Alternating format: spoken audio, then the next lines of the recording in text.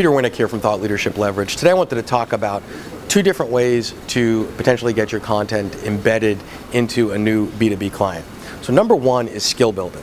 So when it comes to skill building, if you're able to identify the skill that your client develops in the end user, it's pretty easy to articulate the features and the benefits and the impact of that. So if you've got a negotiation skill program, you can articulate that as a result of somebody going through that program, they will be a better negotiator at the end. And we can measure that, we can show an improvement, etc. That's pretty straightforward. The problem with that is you're going to be selling into typically the training or the HR function. Not that those are bad places to be, but they tend to not be strategic, and they tend to be a little bit more of a commodity when you're selling your content.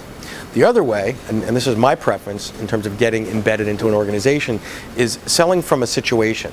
So what does a situation mean? It means something that's going on in the business or in the market. Change is always a good thing, so a change in leadership may be an opportunity to get in.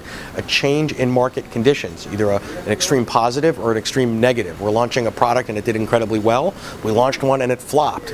Those could be situations to come in. Changes in culture. Changes in ownership. So there's a merger and acquisition, company A buys company B, and now there's a whole bucket of things that come up. That's an opportunity to address certain issues in terms of leadership, management, and sales processes. Again, always look for a situation that has its basis in a business change or a business scenario as a way to introduce your content. In that case, you're typically not selling to an HR or a training professional, but you're selling to someone that owns a P&L or is a significant decision maker in the business, and they're looking to use your content not to develop skills, but to drive business or solve business pain, right? So salespeople, for example, there is a ton of sales content in the marketplace. At the end of the day, salespeople, sales professionals, and sales managers only care about a handful of things.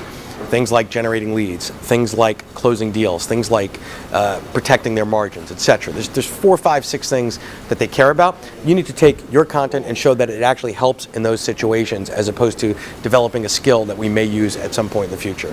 So again, 2 ways to get your content deployed. One is from a skill development perspective, the other is from a business situation perspective. And just be broad in your thinking and try to think about as many ways as you can where your content applies in both scenarios. Thanks for your time.